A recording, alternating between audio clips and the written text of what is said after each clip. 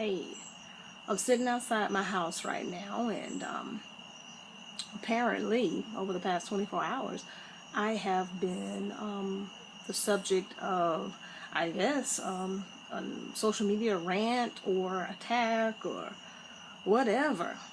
And several people have reached out to me and tried to offer words of comfort and support and encouragement and non-judgment, and I really appreciate that, more than you know. More than you know. I consider me naive or something, but I don't remember being hated in my life. And so right now, to know that there are people out there who hate me is a lot to stomach. I mean, dislike or, but hate, that's strong. People that I taught, people that I've consoled, people whose very personal secrets and discomforts and areas of opportunity and things that we've prayed about, and just is unbelievable. But such is life. I'm in the field where I'm a people helper, and I won't stop doing that no matter how people try to break me down or hold me, what people want to say, hold me accountable. I guess put me up on the cross that I'm supposed to carry. But I'm sorry, I serve a God who judges me and who doles out my harvest or doles out my punishment or chooses to be merciful. So I don't apologize for any amount of joy or peace or love or mercy that I experience, regardless of what people think I should incur or what I deserve or whatever. So yeah, I mean, right now it's tough, and I really appreciate the people who are standing by me and encouraging me along the way. I love you. I love you. You know who I'm talking about. People I refer to as the remnant, and everybody who calls me friend or family or whatever. So this is what I'm going to do. This is how I've chosen to respond. I put out some posts today that let you know that I am tired. I'm so tired. Because honestly, today is September 15, 2016. And people are upset about issues that took place in November, December of 2015. Yes. For those who might not know, we're talking about stuff that happened last year. And my God, has forgiven me centuries ago when he died on the cross. But even beyond that, I'm just so shocked at people who just want me to pay for, I guess, heartbreak or confusion, and and I've sat down, I've talked to so many people, and once you know my story, my old pastor used to say this: once I know your story, I can show you grace. And so the people who know my story have been able to show grace, and those who don't take the time to even hear my story, they're the harshest, so that's fine. But what I am here to say is that I'm going to take this opportunity. I'm going to take this opportunity to begin vlogging, and you get to see, a lot of times we don't get to walk people through their journey. And I'm just one of those people who happens to be transparent. And in fact, transparent to a fault. Because there's so many things about my life that could have been kept private or secretive that I chose to live out openly, and now it's biting me in the butt, some would say.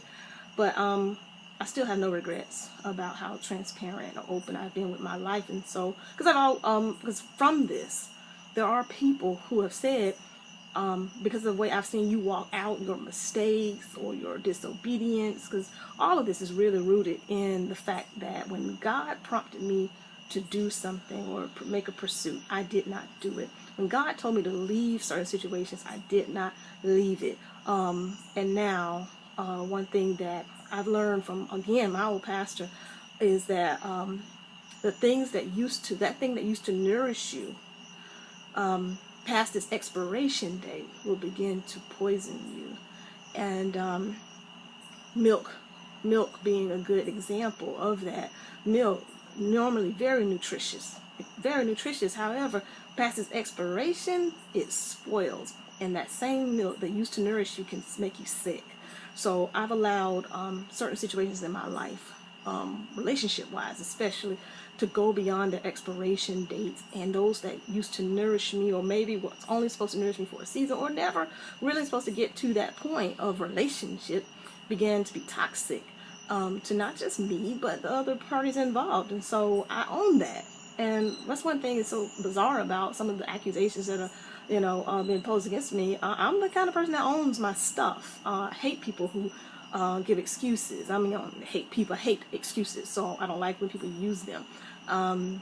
But what I'm going to allow the public to do, this will be my own therapy, as well as propel me into my future, is I'm going to let people see me walk this out. You seeing me at what some would consider my lowest. I've been lower. Trust me. I'm not a victim. I've done some things in my life that have placed me in very bad situations, but God have brought me to the point where I have a wonderful work life, and I have the love of my life. My son is blossoming into a fine young man. Financially, I'm secure. I have my future ahead of me, regardless of what people may say or think. And but for whatever reason, publicly, this seems to be a low place for me. So what I'm gonna do is I'm gonna allow, however long it takes, the 30 days, 90 days, 6 months, I'm going to allow you into my world to watch me walk this out. And we're going to learn and we're going to grow together, because I already know that somebody is walking out some hard stuff right now, and may not see the light in the tunnel. And because I have been here, unfortunately, I'm not a perfect person, and people can call me Pastor Tiffany, Apostle Tiffany. I'm Tiffany, and Tiffany makes mistakes, and Tiffany is hard-headed, and Tiffany sometimes doesn't pick up on it the first time because of her own deficiencies, okay? I've been through worse. My mom died when I was 10 years old. I lived from house to house to house, almost like a foster child. I had to stand before a judge and basically see what my fate in my life was going to be when I was 24 years old. I've been in a mental institution, pregnant, because I wanted to end my life, but God. So I know what's possible. So this is not the lowest of my life, but for some people looking from the outside looking in, it's like her name is mud, and I wouldn't want to trade places with her. But we're going to walk this thing out. And like a phoenix, I will rise, and we will do this together. And so I'll give you feedback on how I'm doing as often as I can. If not daily, then every couple of days, however. So stay tuned. And today is the first day, September 15th, 2016, when I take charge of this whole situation. And watch where we're going to be. Watch where we're going to be in 30 days. Watch where we're going to be in 60 days. Watch where we're going to be in 90 days. And if people are still talking, let them talk. But they're going to talk about our reinvention. They're going to talk about how we're not letting anything get in the way of us and our destiny, and how we're not letting our own mistakes define who we are. So we begin today, tonight, and we'll see. We're just going to let God do what God does, and not let our spirit be dampened by what's going on. And we're going to learn some things along the way. Hopefully at the end of this, I'll write a book, and we'll go from there. I love you. Love yourself. God loves you. Good night.